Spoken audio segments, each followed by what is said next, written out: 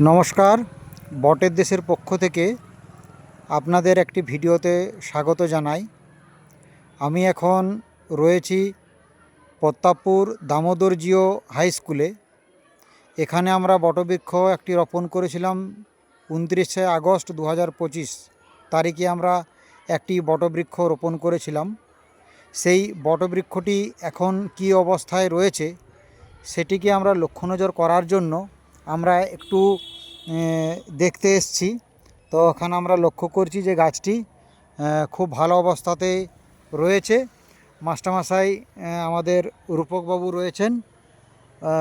রূপকবাবু, তাহলে গাছটি এখন ভালোভাবে রয়েছে না? আচ্ছা আচ্ছা। আর এখন যেহেতু মাঝে মাঝেই বর্ষা হচ্ছে, সুতরাং জল দেওয়ার আপাতত প্রয়োজন হয়নি। তো মাস্টারমশাই বললেন যে সাইডের যে আগাছাগুলো রয়েছে, যে ঘাস রয়েছে, আর যেগুলো যা মানে অপরিষ্কার রয়েছে সেগুলো উনি করে দেবেন। তো আপাতত গাছটি ভালো রয়েছে, এটা আপনাদের সকলের সাথে ভাগ করে নিলাম। ধন্যবাদ স্যার, আপনাকেও ধন্যবাদ।